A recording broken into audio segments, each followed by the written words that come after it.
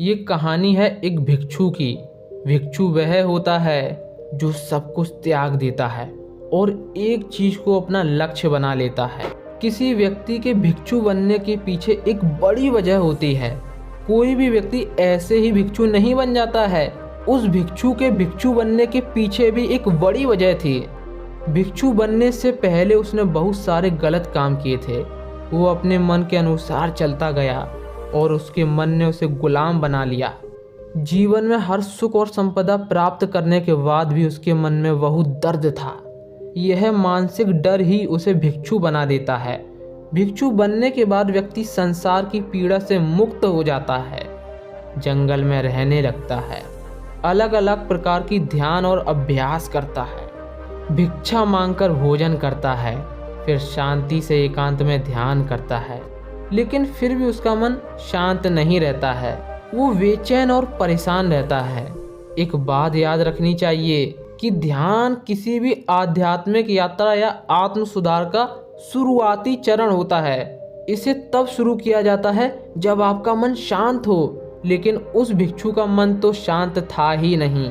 उस भिक्षु के मन में एक बात बैठ गई थी कि मन को नियंत्रित करना असंभव है।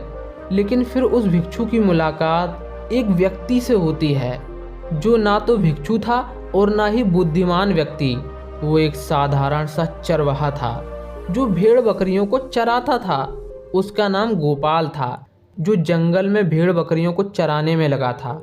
गोपाल की नज़र चट्टान पे बैठे भिक्षु पर जाती है।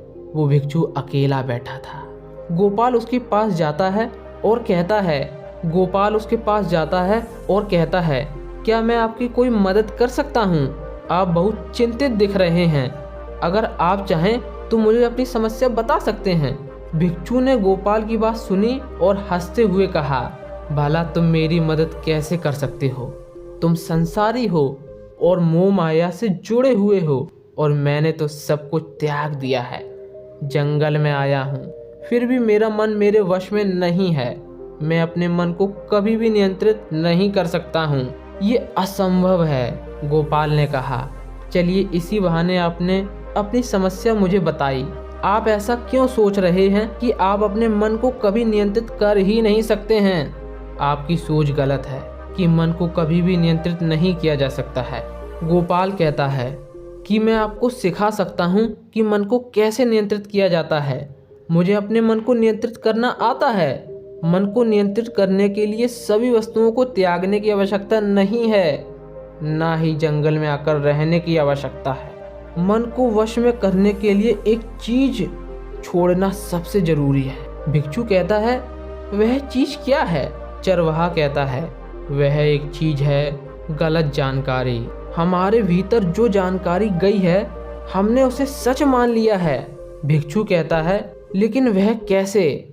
चरवाहा समझाते हुए कहता है, मान लो आपने आज तक अपने जीवन में सेब का फल नहीं खाया है, तो आपको उसके स्वाद के बारे में भी पता नहीं होगा।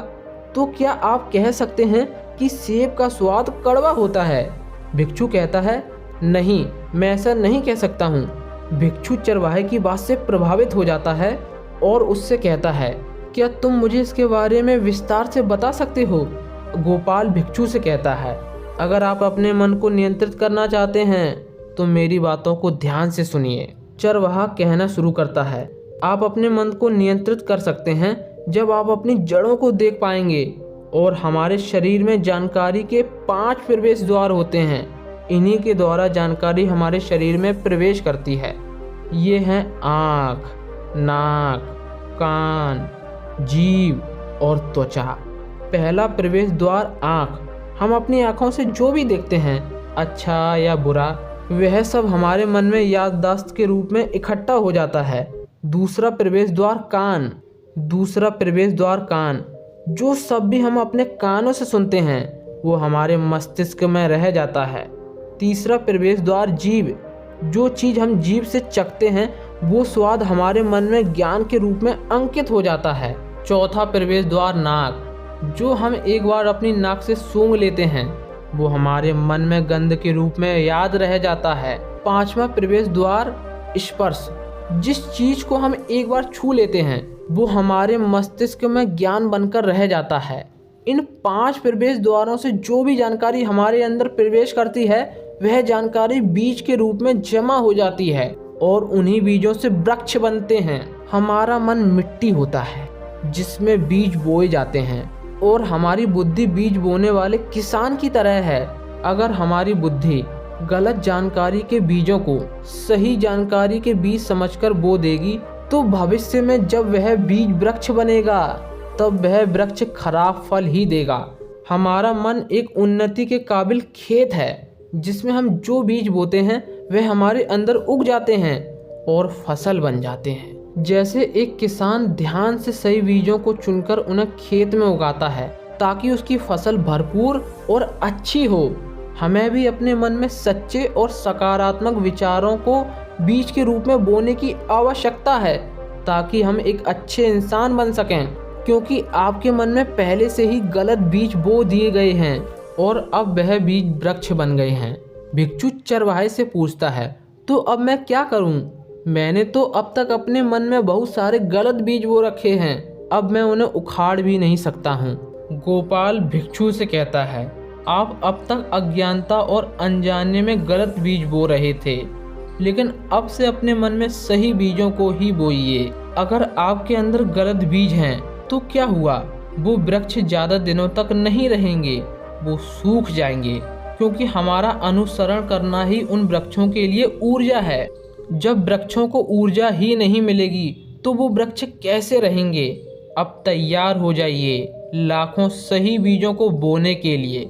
आपको बस इतना ध्यान रखना होगा कि इन 5 प्रवेश द्वारों से आपके अंदर कौन सी जानकारी प्रवेश कर रही है। क्या वो सही जानकारी है या फिर वो गलत जानकारी है? अगर वो सही जानकारी है तो उसे अपने अंदर ग्रहण कर लीजिए, अगर गलत जानकारी है तो उसे बाहर फेंक दीजिए। भिक्षु कहता है, ये कब तक करना होगा? गोपाल कहता है, पूरी जिंदगी।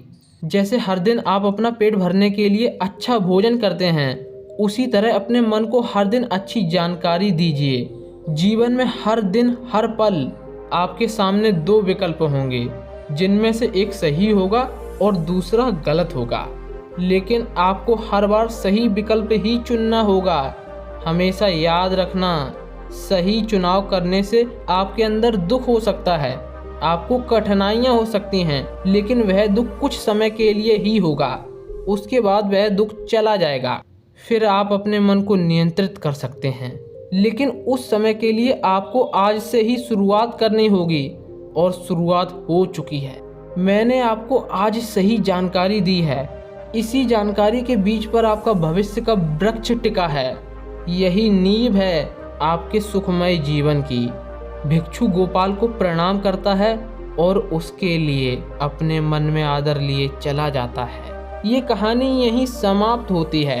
आपको ये कहानी कैसी लगी कमेंट करके हमें ज़रूर बताएं। अगर कहानी पसंद आई हो तो इस वीडियो को लाइक कीजिए और अपने दोस्तों में शेयर कीजिए, और ऐसी ही कहानियों के लिए चैनल को सब्सक्राइब करके बेल आइकन को ऑल पर सिलेक्ट करें।